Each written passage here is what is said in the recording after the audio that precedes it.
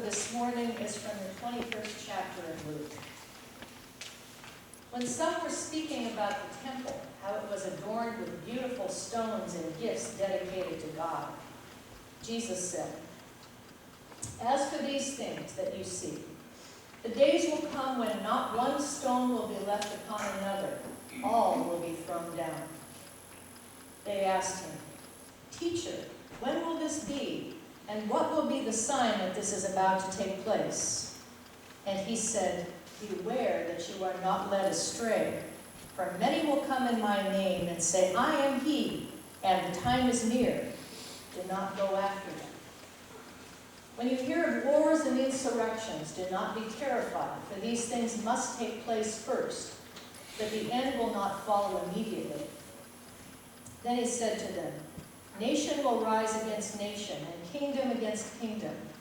There will be great earthquakes, and in various places famines and plagues, and there will be dreadful portents and great signs from heaven. But before all this occurs, they will arrest you and persecute you. They will hand you over to synagogues and prisons, and you will be brought before kings and governors because of my name. This will give you an opportunity to testify. So make up your minds not to prepare your defense in advance.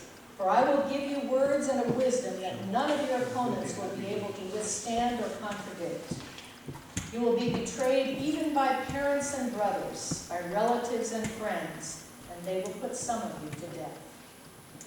You will be hated by all because of my name, but not a hair of your head will perish. By your endurance you will gain your souls." The Gospel of the Lord. Please be seated.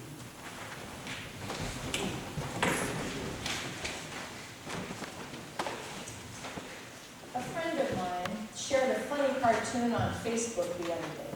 I hope you'll find it funny as I do. It's a group of people sitting in a circle.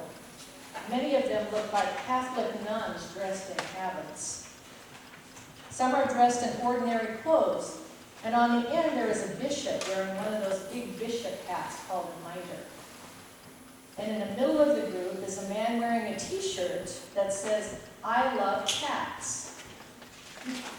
He looks distinctly uncomfortable, and he's covered with cats who also scamper around on the floor in the middle of the group.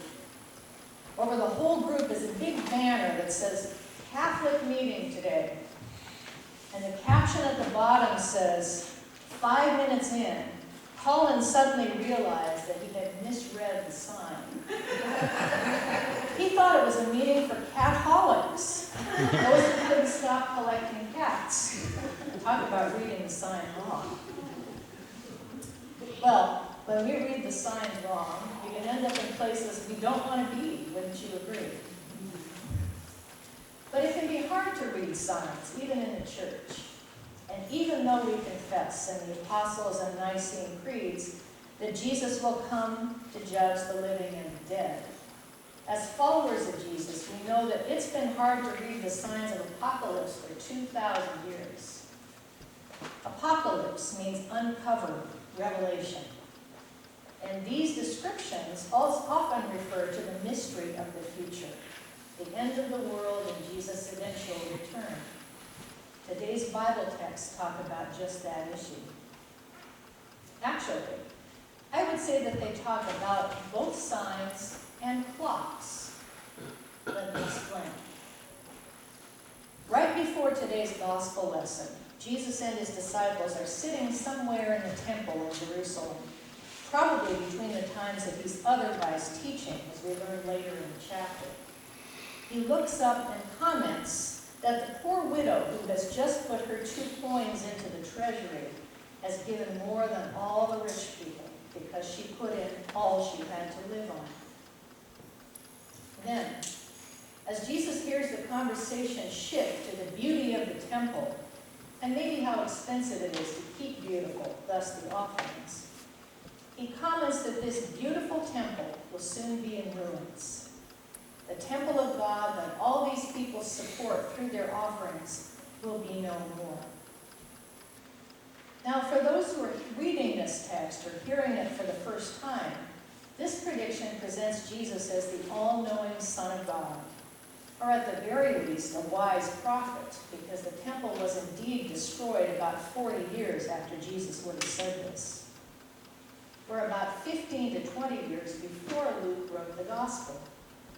So at the time of its writing, the temple would already have been destroyed, as it is now, with only one wall left standing. But what Jesus has done in speaking of the destruction of the temple is to create anxiety in his disciples. And one of the very human ways we manage anxiety is to get answers, specifically when these things will take place, so we can be prepared, right? But with Jesus, there is no such thing as a simple answer. So we get this whole apocalyptic passage, what signs to watch for. I can just imagine the disciples thinking, one way to envision time is to picture a clock or a sundial in their culture. At 1 o'clock, we might picture the false messiahs who say, I am the one, and the time is near. Then at the 2 o'clock position, we have nation will rise against nation and kingdom against kingdom. Then at the 3 o'clock position, great earthquakes and famines and plagues and great signs from heaven. But then Jesus says, but before all this occurs, they will arrest you and persecute you. They will hand you over, and you will be given an opportunity to testify. Oops. It's as if Jesus is saying, but I almost forgot, this part comes first. So we'll rearrange the numbers. This one is found at 1 o'clock, and then everything else comes later. Don't prepare ahead of time, Jesus says, because I will give you words and wisdom for the moment. But it sounds awful, right? Betrayal by parents and siblings, relatives and friends. You'll be hated by all because of my name, Jesus says. Yet there's finally encouragement. Not a hair of your head will perish. By your endurance, you will gain your souls, he says. Now, you may remember just a few weeks ago, I said that Lutherans are not very good at bumper sticker theology. Things are more subtle for us and have more complexity. Well, I would add today that Lutherans are also not very good at clock theology. When we place events on the clock dial and start ticking them off, something happens. The hands go one full revolution around the clock dial and then another. We see false prophets all around us and have for 2,000 years.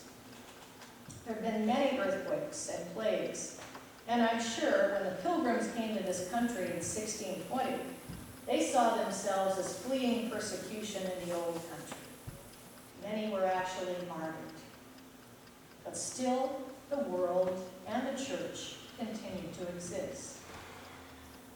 And we Lutherans are not among those who believe it's our first priority to watch for signs and to try to revise expectations, saying, no, this is really the correct clock to watch.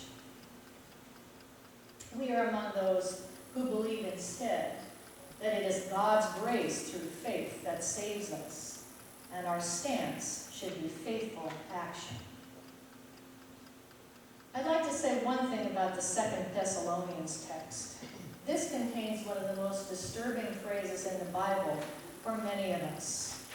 Anyone unwilling to work should not eat. The problem with that phrase is some people will hold on to those words to avoid seeing and helping those whom the Bible directs that we should help. Those who are sick, those who are poor, those who are strangers and foreigners, those who are widowed and orphaned. And other people will read those words and despair. One of my colleagues shares that when the lay reader came to that passage as he was reading from the lectern, he couldn't avoid choking up with angry tears. But here's one way to interpret it that may help. The central argument of the book of 2 Thessalonians, according to scholars, is to convince the Christians of Thessaloniki that Jesus' return is not imminent, and the end of the world is not soon. Framed that way, these people who are not working may be asking themselves, what's the point? It'll all be over soon anyway, so why work? This book was written sometime between 20 and 70 years after Jesus' death. The writer of 2 Thessalonians is helping the community get used to the idea that the hands on the clock will go around again, perhaps many times, before Jesus returns. Theologian Douglas John Hall, one of my favorites, in his book, Why Christian for Those on the Edge of Faith, addresses in his last chapter, the idea of Christian faith. He says, 2 points have to be made about all of this from the Christian perspective, as I understand it.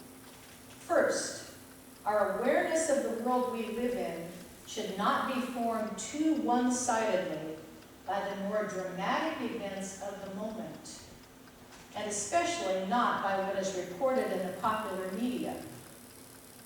Many wise observers of our society have spoken and written about the inordinate influence of television, especially. And he was writing in the early 1990s. I think we would include social media in that category today. He continues, TV news functions not only as an almost exclusive source of world information for the majority of Americans, but it functions as entertainment. Whatever the reason, my point just now is to say it's not all true. It's not an accurate mirror of reality. When did you last hear a news broadcast that grew excited over the fact that several hundreds of healthy babies had been born in the city that day, and several hundreds of lives had been saved by blood donated by people who cared, and thousands of children had eaten relatively healthy meals, and so on? If one child had been brought into a police station badly bruised and abused, if one kindergarten teacher had through neglect caused a serious accident, if one husband had shot his family, you can be sure you'd hear about it. That's news. But it isn't the whole story by a long shot.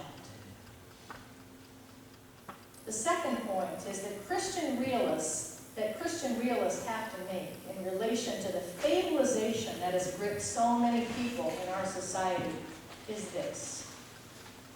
Human beings are not mere spectators. There's the 2 Thessalonians again.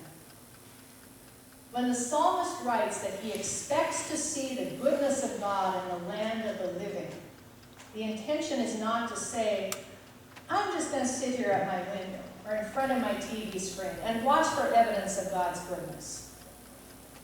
Rather, genuinely to be caught up in such expectation, that is hope, means to become a participant in the goodness God is laboring to realize in the land of the living. That is the reason why the psalmist ends with this call to strength and courage. It's also the reason why Jesus called his disciples to follow him. Discipleship isn't just a matter of believing certain things or being pious. It has to do with following the one who beckons us.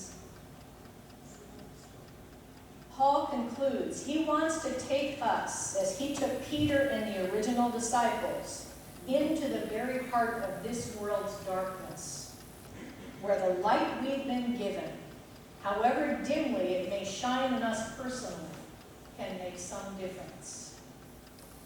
By grace, we can learn not only how to recognize the goodness of God in the land of the living, but how to participate in it ourselves, how to be stewards of that mysterious, transformative goodness. So, whether we are looking for God's goodness or watch in fearful anticipation for the terror and catastrophic events of these signs of the apocalypse, we are not mere spectators. we can still have an impact in this world, bringing our small individual little lights together to make change, to save creation, to create justice and peace, to feed and comfort those we encounter. There are always signs, and the clock continues to go around and around. 2,000 years after Jesus said these words to his disciples, in many ways, their urgency has diminished, but maybe our anxiety has not. But here's a final statement from Douglas John Hall that you may find hopeful, as I do. He says, Christian theology does not offer a blueprint for the future. There's no 5-year plan, nor 500-year plan either.